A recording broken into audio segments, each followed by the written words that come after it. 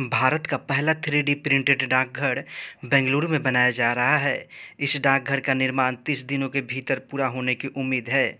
1100 वर्ग फुट में बने इस डाकघर के निर्माण में करीब 23 लाख रुपये की लागत आएगी।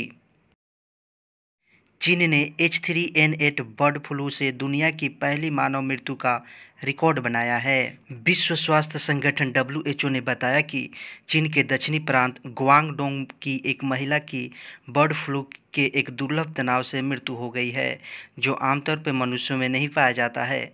हालांकि 3 लोगों के एवियन इन्फ्लुएंजा के H3N8 उप प्रकार के संक्रमित होने की पुष्टि की गई है। यह तनाव एक व्यक्ति से दूसरे व्यक्ति में संचारित नहीं होता है। मृतक महिला की उम्र 56 वर्ष थी। मध्य प्रदेश की प्रसिद्ध गौंड पेंटिंग को प्रतिष्ठित भौगोलिक संकेत GI टैग दिया गया है। IRDA शब्द बीमा नियामक और विकास प्राधिकरण को संदर्भित करता है, जो भारत के बीमा उद्योग के नियामक के रूप में कार्य करता है। IRDA की जिम्मेदारियों में देश में जीवन बीमा और सामान्य बीमा कंपनियों के संचालन की देखरेख करना, पॉलिसी धारकों के हित की रक्षा करना और बीमा क्षेत्र के विनियमित करना शामिल है। फरवरी में खुदरा मुद्रास्फीति 6.44% से मार्च में 5.66% तक कम हो गई है। संयुक्त राष्ट्र व्यापार और विकास सम्मेलन द्वारा जारी नवीनतम व्यापार और विकास रिपोर्ट अपडेट के अनुसार भारत की आर्थिक वृद्धि 2022 में 6.6% से घटकर 2023 में 6% होने की उम्मीद है। Solar energy corporation of India को मिनी रत्न श्रेणी 1 का दर्जा मिल गया है। Solar energy corporation of India limited की स्थापना 9 सितंबर 2011 को हुई थी। इसका मुख्यालय नई दिल्ली में है। Solar energy corporation of India limited के प्रबंध निदेशक हैं सुमन शर्मा। 12 अप्रैल 2023 को रक्षा मंत्रालय वित्त ने भारत और अन्य देशों के प्रमुख नीति निर्माताओं, शिक्षाविदों और सरकारी अधिकारियों के बीच चर्चा और साझेदारी को सुविधाजनक बनाने के लक्ष्य के साथ रक्षा वित्त और अर्थशास्त्र पर राष्ट्रीय सम्मेलन की मेजबानी की है।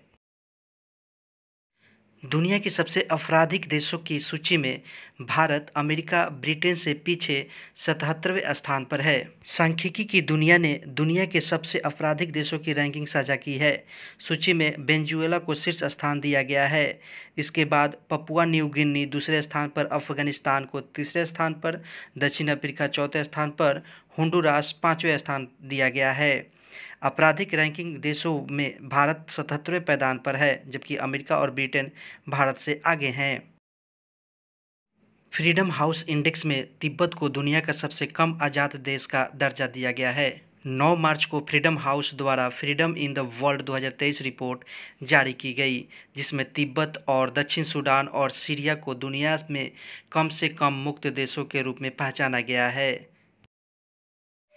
स्टैनफोर्ड यूनिवर्सिटी की AI इंडेक्स रिपोर्ट में कहा गया है कि 2022 में AI आधारित उत्पादों और सेवाओं की पेशकश करने वाले स्टार्टअप्स द्वारा प्राप्त निवेश के मामले में भारत 5वें स्थान पर है। प्रसिद्ध सार्वजनिक स्वास्थ्य कार्यकर्ता और मुक्ति संग्राम के वयोवृद्ध सेनानी डॉक्टर जफरुल्लाह चौधरी का 81 वर्ष की आयु में ढाका, बांग्लादेश में निधन हो गया है। देश में बाघों पर हालिया जनगणना रिपोर्ट के अनुसार सुहेलवा वन्यजीव अभयारण्य की पहचान एक नए क्षेत्र के रूप में की गई है, जहां पहली बार बाघों के फोटोग्राफिक साक्ष्य लिए गए हैं। अभयारण्य 1988 में स्थापित किया गया था और उत्तर प्रदेश के श्रावस्ती, बलरामपुर और गोंडा जिले में स्थित है। यह 452 वर्ग किलोमीटर में फैला है और भारत और नेपाल सीमा पर स्थित है। ADR के अनुसार देश के 28 राज्यों और 2 केंद्र शासित प्रदेशों के मुख्यमंत्री में से 29 मुख्यमंत्री करोड़पति हैं।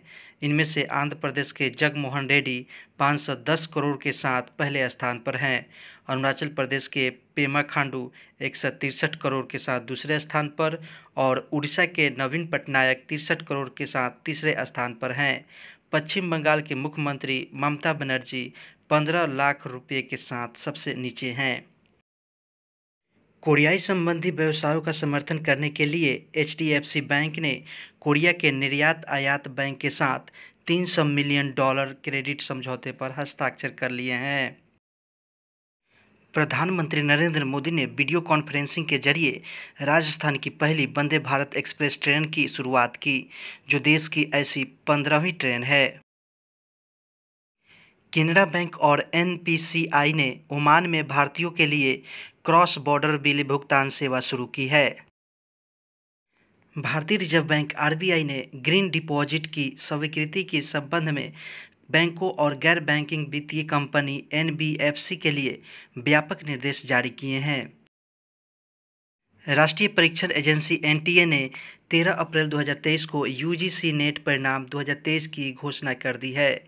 यूजीसी नेट परीक्षा 2023 के लिए उपस्थित होने वाले उम्मीदवार आधिकारिक वेबसाइट ugcnet.nta.nic.in से अपने परिणाम को ऑनलाइन देख सकते हैं या डाउनलोडिंग कर सकते हैं।